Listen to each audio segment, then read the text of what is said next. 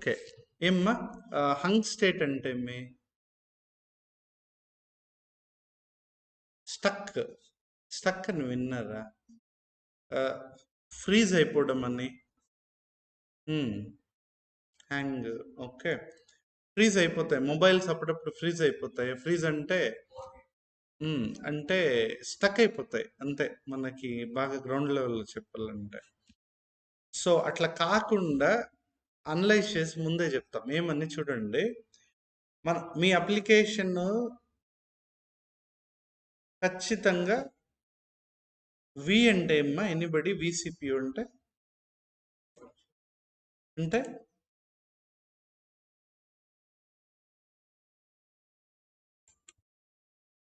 వి అంటే చెప్పా ఒకసారి. వర్చువల్ అంటే ఏమి? వర్చువల్ సిపియు ఉంటుంది అసలు? వర్చువల్ మిషన్కి వర్చువల్ సిపియు ఉంటుంది. ఓకే, అర్థమైందా? మీకు ఇది ఎప్పుడు చెప్పాను కూడా చెప్పగలను నేను. మీకు మల్టీ కోర్ ప్రాసెసర్ అనే కాన్సెప్ట్ చెప్పా. డ్యూయల్ కోర్ ప్రాసెసర్స్ అని ఉంటాయి. ఒక సిపియు ఒక ప్రాసెస్ని హ్యాండిల్ చేస్తుంది. మల్టిపుల్ టాస్క్ చేయాలంటే మల్టిపుల్ సిపియూస్ కావాలన్నప్పుడు చెప్పాను నేను. ఓకే, వన్ సిపియు విసిపియు మా జిఐ అంటే ఎలా అంటే వన్ జిఐబి అనుకోండి. మీకు జీబీ తెలుసు కదా, ఇది గిగాబైట్స్ కాదు. జిఐబి అంటే కాదు. ఓకే, జిబి అంటారు. మీకు దీన్ని ఇది ఇక్కడ ఒక చోట టేబుల్ ఉంటుంది. యా, వన్ వన్ జీబీ వచ్చి ఇంత ఉంది మా బైట్స్లో. ఓకే, కానీ చూడండి, వన్ జిఐబి వచ్చి జిఐబి ఎక్కువ ఉంది. అర్థమైందా? మనకి రియల్ టైంలో అంతా ఇట్లే వాడతాం, కేఐబి, ఎంఐబి, జిఐబి. జీబీస్ అట్లా వాడడం ఎందుకంటే జీబీ కంటే ఎక్కువ జిఐబి. క్లియరా? అర్థమైందా? ఫైన్. ఇప్పుడు ఏమి రిక్వైర్మెంట్ చూస్తాం. మీ అప్లికేషన్ మీ రిక్వైర్మెంట్ బట్టి అప్లికేషన్ 1 సిపియు వరకు, okay, and 1 GI, for example RAM అది. ఓకే, ర్యామ్ 1 జిఐబి ఉంది, సిపియు 1 విసిపియు ఉంది. అక్కడి వరకు అది ఖచ్చితంగా మీకు కావాలి, అలొకేట్ చేసేస్తుంది. ఎవరు? కుబర్నెటిస్ మీకు ఇచ్చేస్తుంది. లేదు, ఎప్పుడైనా ఓవర్లోడ్ అంటే లోడ్ ఎక్కువ అయ్యే కొద్దీ మ్యాక్సిమం 2 విసిపియూస్ వరకు వెళుతుంది. ర్యామ్ కూడా 2 జిఐబి వరకు వెళుతుంది. దాని తర్వాత ఇవ్వదు, కుబర్నెటిస్ ఇవ్వకూడదు. ఎందుకు మీకు తెలుసా? ఎర్రర్స్ వస్తే కూడా సిపియు ఊరికే దాన్ని ఏమంటారంటే డీమన్ ప్రాసెస్ అన్నాను ఇంతకుముందు. డీమన్ అనే దానికి మీనింగ్ చెప్పా బ్యాక్గ్రౌండ్లో. కొన్ని డీమన్ ప్రాసెసెస్ రన్ అయిపోతాయి. అవి ఏం చేస్తుందంటే అవి అన్హెల్దీ ప్రాసెసెస్ అనమాట, అనవసరమైన సిపియు తీసుకునేస్తుంది. So as per the design ఈ స్టేట్కి వచ్చిందంటే అసలు దీనికి మించి ఇవ్వద్దండి అని, ఈ లెవెల్కి. ఓకే, ఇది మనము సెట్ చేయొచ్చు. ఎవరికి? పాడ్కి. ఎవరు సెట్ చేస్తారు? ఒక ఆర్కిటెక్ట్ దాన్ని సెట్ చేయగలరు. అది ఎలా డిజైన్ చేస్తారు ఏమంటే దానికి చాలా క్రైటీరియాస్ ఉంటాయి. ఓకే, అర్థమైందా? ప్రీవియస్ డేటా తీసుకుంటాము. మాకు ఇట్లా వాడాము, రిపోర్ట్ చూడండి అంట. మా రిపోర్ట్ చూస్తే ప్రీవియస్ 10,000 మందికి ఇంత అవుతా ఉంది. మేబీ అమెజాన్ తీసుకుంటే బిగ్ బిలియన్ డేస్ అప్పుడు ఇట్లా వెళ్ళిపోతుంది స్పైక్. ఇవన్నీ అనలైజ్ చేసి ఇది ఇస్తాం. ఎలా ఇస్తాము ఇప్పుడు అంటే ఇక్కడ ఇలా. రిక్వెస్ట్ అంటే ఖచ్చితంగా 1 జిఐబి మెమరీ, 1 విసిపియు ఇచ్చేయండి అని. ఓకే, లిమిట్స్ అంటే మ్యాక్సిమం 2 జిఐబి మెమరీ, 2 విసిపియు దగ్గరికి వెళ్ళండి. ఇంకా అడిగింది అనుకోండి అంతకు మించి ఇవ్వద్దు. ఓకేనా? అప్పుడు ఏమవుతుందంటే పాడ్ యాక్చువల్ ఆగిపోతుంది. అంటే అదేదో రాంగ్ ఇబ్బంది కలిగించే అన్హెల్తీ ప్రాసెస్సే ఏదో రన్ అవుతోందని దాని అర్థం. సరేనా? అర్థమైందా? ఇది ఇప్పుడు ఒక్కొక్క పాడ్కి మనం మాట్లాడడం 1 పాడ్. ఓకే, అది సరేనా? మీకు ఎన్ని పార్ట్స్ కావాలో అట్లా డిజైన్ చేసి పెట్టుకోవాలి. అర్థమవుతుందా? సో దీనివల్ల ఇప్పుడు ఒక నిమిషం చూపిస్తాను. మనం ఇది డిప్లాయ్ చేయొచ్చు. కనీసం చూడండి, ఏంది ఇది రిసోర్స్ రిక్వెస్ట్ లిమిట్స్ కదా. ఓకే, ఇవన్నీ రియల్ టైంలో వాడతాం. ఓకే, సరేనా, చూడండి ఇక్కడే ఉంది. ఇక్కడ ఒక ఎగ్జాంపుల్ పెట్టాం చూడండి. ఎంత రిక్వెస్ట్ మెమరీ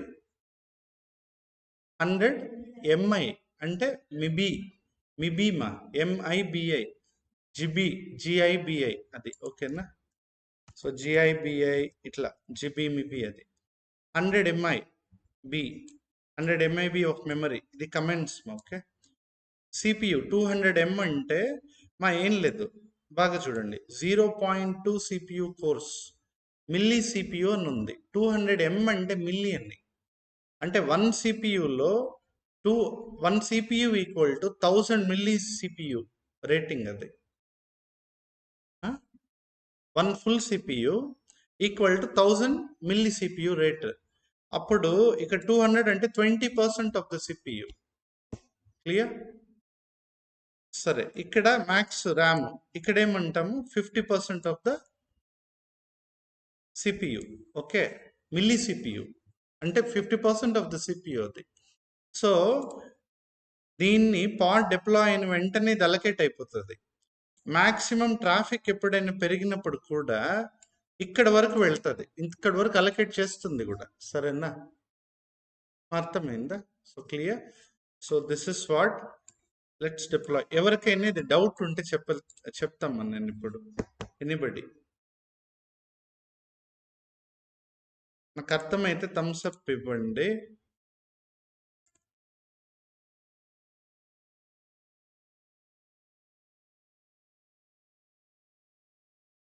అంతే, యూజ్ అది ఇవ్వదు అనమాట. ఓకే, అంతే. అంటే అవైలబుల్ సిపియూస్లో 50% తీస్తుంది ఇక్కడ. ఎవరు? కుబర్నెటిస్. అంటే కుబర్నెటిస్ ఆర్కిటెక్ట్ అంటే ఎవరో కాదు, డెవాప్స్ ఆర్కిటెక్ట్. ఈ కేసులో ఇతను ఏం చెప్తున్నారంటే అతనే చెప్తారు, ఇప్పుడు ఇవన్నీ మాకు తెలియవు కదా అని మీకు ఉండొచ్చు. ఓకే, నేను చెప్తున్నాను, అర్థం చేసుకోండి. ఆర్కిటెక్ట్ డిజైన్ చేసి ఇస్తారు అన్ని. మీరు వెళ్ళే చాలా ప్రాజెక్ట్స్లో ఏమి జీరో నుంచి ఏమి ఉండదు, అన్నీ అవైలబుల్ ఉంటాయి. ఇక్కడ మేనిఫెస్టోలు ఉంటాయి, అన్నీ ఉంటాయి. మేనేజ్ చేయాలి దాన్ని. అర్థమవుతుందా? ఓకే, సో ఏదైనా స్క్రాచ్ నుంచి వస్తే అది లక్కీనే. ఫైన్ ఫైన్, రైట్, అర్థమైందా? ఇప్పుడు దీన్ని డిప్లాయ్ చేయండి ఒకసారి. సో ఆర్కిటెక్ట్ ఇనీషియల్గా మేనిఫెస్టో డిజైన్ చేసి పెట్టేస్తారు ఆయన. ఓకే, దాని ప్రకారం ఫాలో అవుతుండడం. ఎప్పుడైనా ఫ్యూచర్లో చేంజ్ చేయాలంటే ఆయన అనలైజ్ చేసి చేయాలి. ఓకే, నేను చేసేవాడిని ఆర్కిటెక్ట్గా ఉన్నప్పుడు. చేయాలి అది మనమే. ఇప్పుడు మన ఇన్స్టిట్యూట్ ప్రాజెక్ట్స్ చేస్తున్నాం, ఇక్కడ నేను ఆర్కిటెక్ట్ చేయాలి ఇవన్నీ అనలైజ్ చేసి. ఓకేనా, సో మనకి మధ్య ఒక ప్రాజెక్ట్ వచ్చింది. ఆ ప్రాజెక్ట్లో క్లయింట్ యానిమేషన్ అవి అడిగారు. అనలైజ్ చేసి చెప్పాలి ఎంత కెపాసిటీ తీసుకుంటుంది. అది ఎలా అంటే ఒక సర్కిల్ చాలా బ్యూటిఫుల్ డిజైన్. అది ఒకటి ఇలా రొటేట్ అవుతుంది, ఒకటి క్లాక్, ఒకటి యాంటీ క్లాక్ వైజ్. అర్థమైందా? అంటే ఒకటి క్లాక్, ఒకటి యాంటీ క్లాక్. అంటే ఒకటి ఇలా, ఒకటి ఇలా, ఇలా రొటేట్ అవుతూ ఉండాలి యానిమేషన్ దాంట్లో. సరే, దాన్ని పెట్టాము. దానికి ఎంత ఖర్చు అనేది మనం అనలైజ్ చేసుకోవాలి ఆర్కిటెక్ట్గా. అర్థమైందా? అది ఓన్లీ ఎక్స్పీరియన్స్ ద్వారా వస్తుంది. ల్యాబ్ ఎంత చేస్తే అంత త్వరగా వస్తుంది నన్ను అడిగితే. ఓకే, టెస్ట్ చేయొచ్చు మనం. నేను క్లౌడ్లో ఇవన్నీ ఎలా టెస్ట్ చేయాలి అని చూపిస్తా. నా టోటల్ ఎక్స్పీరియన్స్ ఎక్స్పోజ్ చేసేస్తాను ఇక్కడ. ఆ క్లౌడ్లో స్ట్రెస్ టెస్ట్ అంటారు. ఓకే, చూడండి ఇక్కడ ఏదది stress on a server. Stress అంటే బర్డన్, ఫేక్ బర్డన్ తెప్పించచ్చు. యాక్చువల్లీ ఒక సర్వర్ సిపియు పెరుగుతా పోతుందంటే దాని అర్థము నిఖిల్, తేజ, సేతు, కేతన్, యాషిక, శ్రావణి, గుణ. అర్థమైందమ్మా? అందరు కనెక్ట్ అవుతున్నారు అక్కడ. క్లియరా? కనెక్ట్ అయ్యే కొద్దీ లోడ్ పెరుగుతుంది. అలా కాకుండా మనమే టెస్ట్ చేయొచ్చు. స్ట్రెస్ టెస్టింగ్ అంటారు. ఫేక్ కనెక్షన్స్ పెరుగుతాయి. అందరూ కనెక్ట్ అయ్యే విధంగా అయిపోతాయి ఇవన్నీ. ఓకే, చూస్తాం మోస్ట్ అడ్వాన్స్ టెస్టింగ్స్ ఇవి. Okay fine.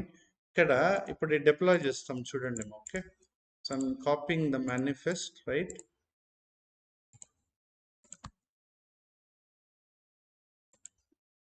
So I'll go to ఎక్కడికి వెళ్ళాలి, క్లస్టర్కి వెళ్దాము. సో ఇక్కడ kubectl get pods, ఒక డీమన్ సెట్ ఉంది. kubectl delete ds daemon -set మా తీసేస్తాను. సో kubectl get pods ఏం లేదు కదా.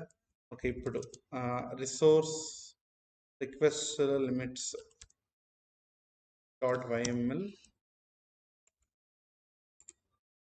పైన ఇది కమెంట్స్ మా తీసేయాలండి, తీసేయచ్చు.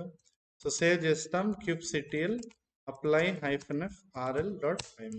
క్లియర్, అంతే, డిప్లాయ్ అయిపోయింది. kubectl get pods. ఈ పాడ్లో ఆ రిసోర్స్ రిక్వెస్ట్లు ఉంది. మీకు కన్ఫర్మేషన్ కావాలి అంటే kubectl డిస్క్రైబ్ అనే కమాండ్ ఇవ్వండి. Describe pod, name of the pod. దీనికే కాదు, detailed information about the pod ఇస్తుంది. ఎప్పుడు ఏం స్టార్ట్ అయింది, ఏ ఇమేజ్ వాడుతుంది, ఏ వర్కర్ నోడ్లో ఉంది, చూసారా. ఇక్కడ చూస్తే ఇప్పుడు రిసోర్స్ రిక్వెస్ట్ లిమిట్స్ వస్తాయి మా ఉన్నాయి ఇక్కడ, చూసారా. టోటల్ డీటెయిల్ అనమాట, ఇన్ డీటెయిల్ ఎక్స్ప్లెనేషన్ ఇది.